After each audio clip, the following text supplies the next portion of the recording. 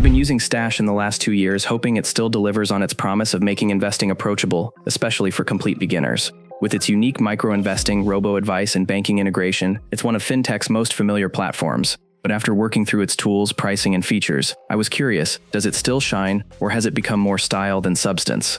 Let's dive into what really worked and what didn't hold up. At first glance, Stash stands out with its two-tier subscription model.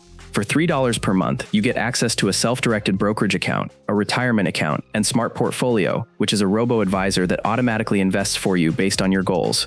You also get a stock-back card, which rewards you with a tiny piece of stock on card purchases, plus a modest life insurance policy. Upgrade to $9 per month, and you unlock custodial accounts for kids, enhanced market insights, and bigger rewards through the stock-back card, with life insurance coverage also increasing.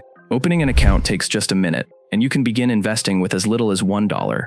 The platform gives you fractional shares, instantly diversified ETFs, and themed portfolios like blue chips or delicious dividends, which ease the decision-making process. Smart Portfolio handles rebalancing and deposits, reducing your need to manually manage investments. If that wasn't enough, Stash also offers banking perks, no overdraft fees, free ATMs, early paycheck deposit, and the convenience of a debit card all wrapped together. These features made managing my money feel more seamless than using siloed apps. That said, Stash's all-you-can-use subscription setup can become expensive at scale. According to NerdWallet, the flat monthly fee can be a burden on small balances, meaning beginners with only a few $100s in their account may see a disproportionate cut of their returns.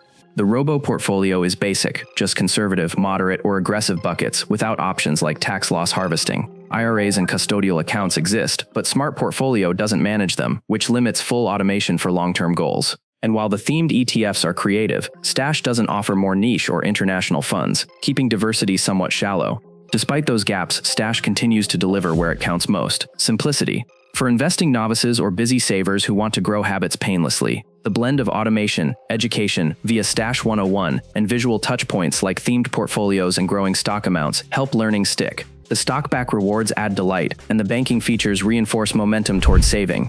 I found myself building savings not through willpower but through habit wires. Stash remains a compelling option for new investors looking for gentle routes and automated nudges. It's eye-appealing, intuitive, and integrates your money life in one place.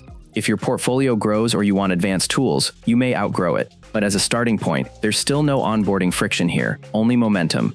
If this review helped you, tap like, subscribe, and tell me in the comments what investing feature would you love built into your everyday finance app next. Let's find it together in the next video.